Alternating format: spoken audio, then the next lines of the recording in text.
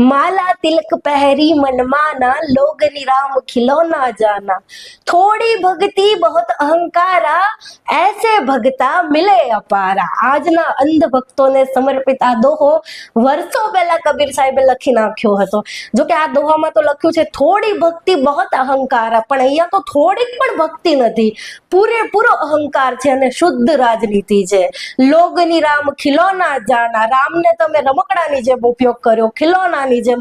તમારી રાજનૈતિક મહત્વકાંક્ષાઓ પૂરી કરવા તમે એ રામનો રમકડાની જેમ ઉપયોગ કર્યો જેને સંતોએ જ્ઞાનીઓએ પરમ સત્યથી સંબોધિત કર્યા હતા।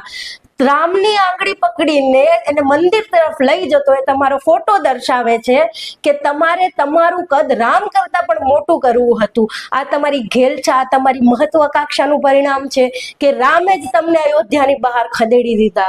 અને તમે બે વાત શું કામ કરો છો?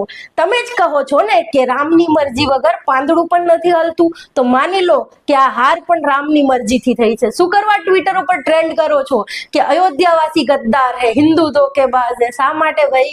માની લો ને રામની મરજીથી પાંદડું નથી હલતું તો પછી ચૂંટણીનું પરિણામ ક્યાંથી બદલી જાય ભાઈ? રામની મરજીથી જ હાર્યા છો, યા તો પછી માની લો કે અમે રામને જ નથી માનતા, આ બધું તૂત હતું, અમારી રાજનૈતિક મહત્વકાંક્ષાઓ પૂરું કરવાનું ભાઈ। થોડી ભક્તિ બહોત અહંકારા, ऐसे भगता मिले अपारा।